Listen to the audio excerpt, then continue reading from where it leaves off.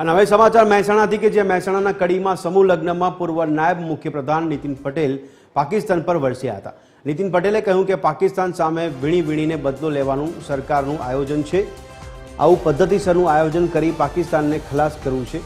આપણે દેશના નાગરિક તરીકે જરૂર પડીએ ત્યાં મદદ માટે તૈયાર રહેવાનું છે। ત્યારે પાકિસ્તાનમાં તો ખાવાના ફાંફા પડ્યા છે। પાકિસ્તાનમાં અનાજની લૂંટ થતી હતી ને પાકિસ્તાન ભિખારી થઈ ચૂક્યું છે।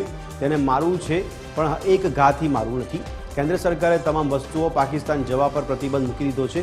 ત્યારે ધીમે ધીમે તેમની પાકિસ્તાન સામે એક પછી એક પગલાં ભરવાનું આયોજન કરવામાં આવ્યું છે। પાકિસ્તાન કંગાલ થઈ ચૂક્યું છે। પાકિસ્તાનના વડાપ્રધાન દુનિયાભરમાં ફરી પેલો કટોરો જેમ પેલો લેનાર ભીખ માગનાર કટોરો લઈને ફરે દુકાને દુકાને ઘેર ઘેર।